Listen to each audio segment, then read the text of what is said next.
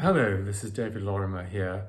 One of the updates I subscribe to on a daily basis is Richard Rohr, R-O-H-R. You can look this up and I'll try and put the link in the messaging at the end. And he has a lot of very interesting material, sometimes quoting from other people. And this is a reflection from retired Episcopal Bishop Michael Curry describing the early Jesus movement.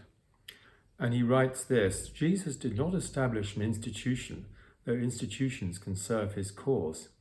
He did not organize a political party, though his teachings have a profound impact on politics. Jesus did not even found a religion.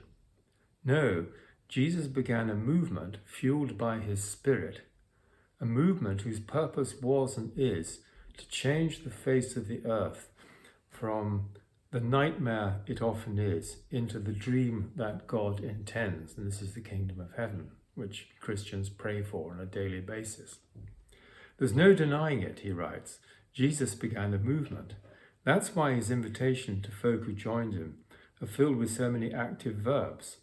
He calls his disciples with the words, "Come and see," or he asks others to follow me.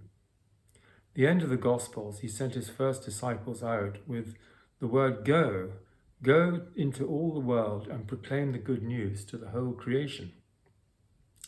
In Acts 1:8, he says, "You will receive power when the Holy Spirit has come upon you, and you will be my witnesses in Jerusalem," and so on, to the ends of the earth. And so it's the Spirit of God unfolding in all times. You cannot help but notice, he concludes, that there really is a movement of God in the world.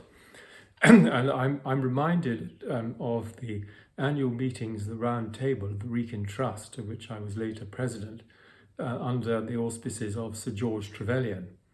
And Sir George used to refer to the people who gathered together as the movement, and didn't call it anything more specific, but just the movement. And my feeling is that now we need a movement in the world. A movement for peace, a movement for love, a movement for beauty, a movement for truth, a movement for wisdom, a movement for goodness, a movement for justice. And we need to work out ways of coming together so that we can use the creative power of our imagination and thought to co-create and bring into the world a more humane future. So it's up to each of us to ask ourselves, how can I individually and in my circle of influence help co-create this new world we all long for in our hearts? Thanks for listening.